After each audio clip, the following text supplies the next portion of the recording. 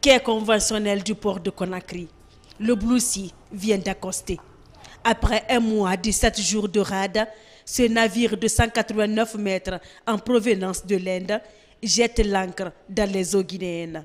Sur le quai, des centaines de dockers s'activent pour décharger 36 000 tonnes de marchandises. Comme à l'accoutumée, chacun à son poste, le travail bat son plein. Les dockers sont là, ils veulent travailler, il n'y a pas de travail. Ils sont assis à leur base. Les gens veulent travailler, il n'y a pas de travail, il n'y a pas de place. Regardez, il y a combien de bateaux qui sont garés au rad. Aujourd'hui, tous n'ont pas eu la chance de décharger le Blue Sea. Certains travailleurs attendent impatiemment d'autres navires. Repartis en plusieurs groupes, le nombre de dockers surpasse largement les arrivées de bateaux.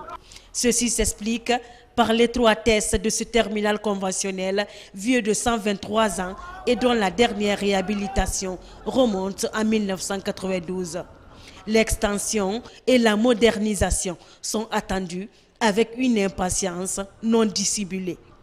La Guinée n'a pas de quai. On a 2 quais officiels. Premier quai, il y a le navire médical qui est venu pour la Guinée qui est accosté là-bas. Deuxième quai est là. C'est occupé chaque moment. Actuellement où on parle là, il y a plus de 10 navires en rade. Il y a plus de 4 navires de bleu, 2 navires de riz qui sont accostés en rade. Tous ceux qui parlent de bobards pour dire qu'ils sont en train de vendre le port, c'est du mensonge.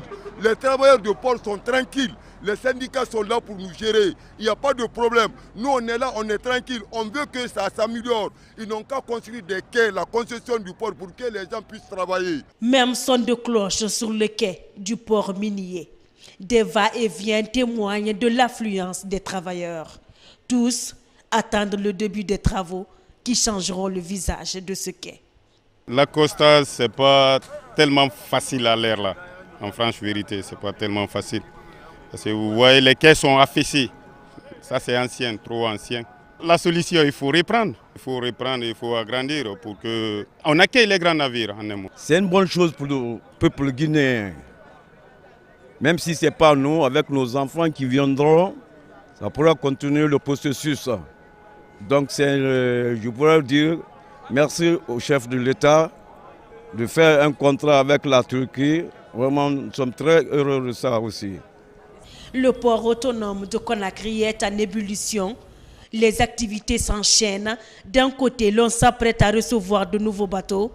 De l'autre, les camions pleins de marchandises sont prêts à prendre la route pour servir les différentes préfectures et certains pays limitrophes. Moi, particulièrement, je fais le transport inter-État. Ça se passe dans de vraiment meilleures conditions.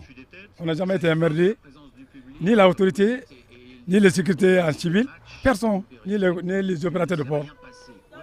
Voilà mon ordre de mission, qui c'est déjà signé par l'État. Je dois bouger dès ce soir pour Mali.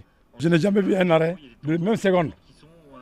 Il y a près de 500 camions qui sont ici par jour. Malgré la position stratégique du port de la Guinée, la capacité d'accueil des navires et marchandises est très limitée en fonction du besoin. Il n'enregistre que 9,2 millions de tonnes de marchandises par an, contre 22,5 millions pour le port d'Abidjan et 14,5 millions pour celui de Dakar. Pour renverser la donne, le chef de l'État, professeur Alpha Condé, et son gouvernement ont procédé le 10 août dernier à la signature d'un accord conventionnel avec la société Al-Baraka. Dans les 2 prochaines années, la société turque va investir 200 millions de dollars pour l'extension et la modernisation du terminal conventionnel. Objectif, rendre le port plus compétitif. En attendant la mise en application de la convention, les 4000 travailleurs de l'un des poumons économiques du pays sont sur pied chaque matin.